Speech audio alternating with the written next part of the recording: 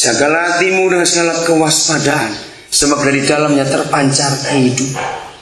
Jadi dua suara yang kita pelajari dari awal tadi itu selalu bermusuhan, bertentangan terus. Dagingnya bagaimana, rohnya bagaimana. Nah, kalimat berikut ayat 17, karena keduanya bagaimana? Bertentangan. Siapa tadi yang bertentangan? Roh dan daging. Sehingga, saya mau baca dengan terjemahan agak tepat begini. Sehingga setiap kali keduanya bertentangan, maka kamu jangan lakukan kehendak daging. Itu maksudnya ayat ini. Sayang terjemahnya kurang tepat. Jadi begini, saya ambil contoh kecil saja. Ada seorang pemabuk, akhirnya dia tobat sebab dia dihajar waktu kedapatan mabuk, luka sakit semuanya. Mungkin berbulan-bulan dia masuk rumah sakit karena lukanya parah, dihajar karena mabuk. Dia tobat. 2 tahun kemudian datang teman lamanya, bawa minuman lagi. Kira-kira di hati orang itu ada perang tidak? Jawab, ada perang tidak?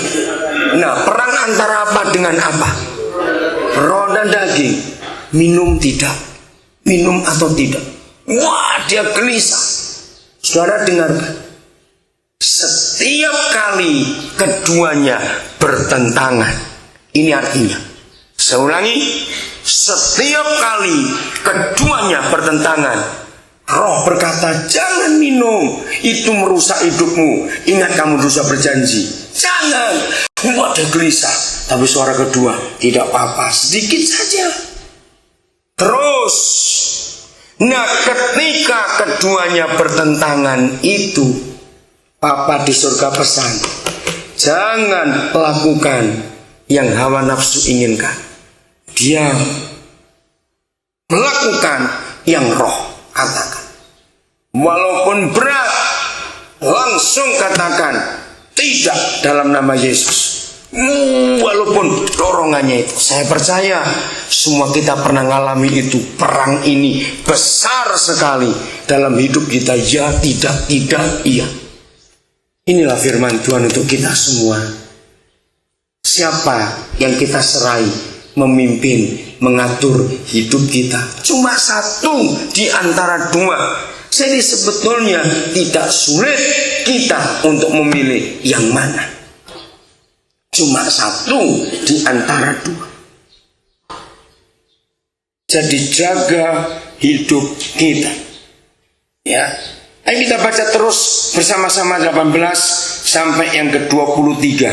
Semua ya baca 18 sampai 23. 1, 2, 3.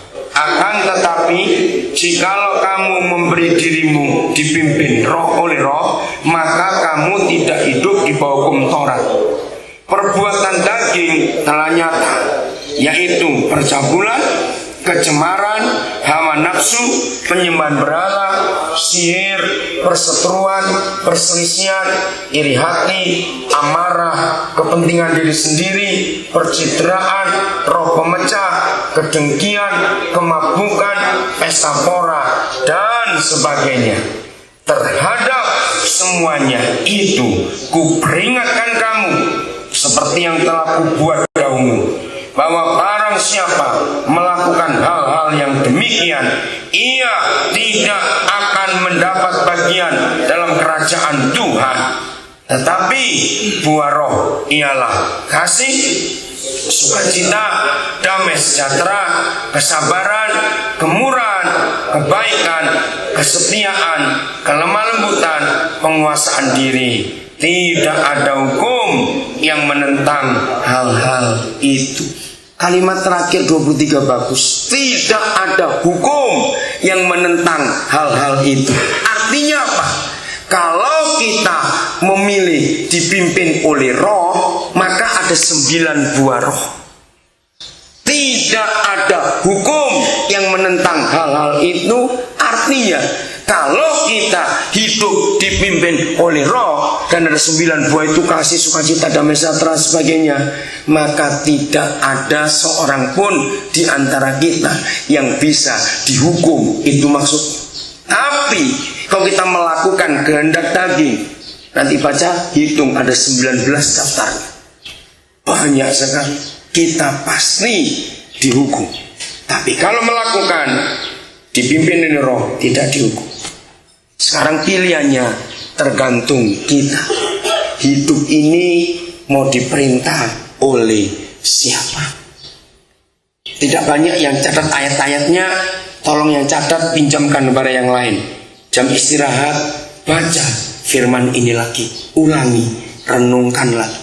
Maka kita akan jadi orang yang hidupnya tertib dan diatur oleh Tuhan. Semua orang akan kita berkati lewat hidup kita. Tuhan memberkati kita semua. Mari kita berdoa.